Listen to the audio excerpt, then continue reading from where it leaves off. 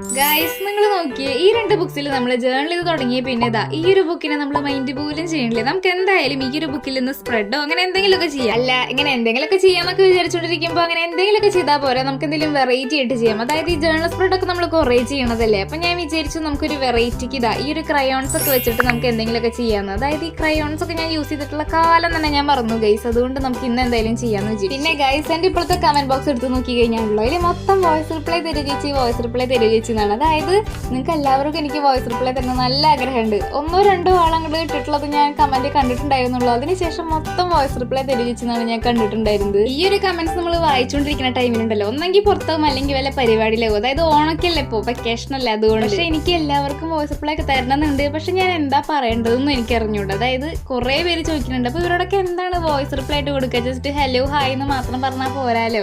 പറഞ്ഞ് ടൈം പോയി ഗൈസ്. ഇതേപോലെ നിങ്ങൾക്ക് അപ്പുറത്തും കൂടി കളർ ചെയ്ത് കാണണമെന്നുണ്ടെങ്കിൽ എന്തെങ്കിലും കമന്റിൽ പറയാൻ മറക്കണ്ട. എന്റെ കൂടെ ഒരു ലൈക്കും മറക്കണ്ട.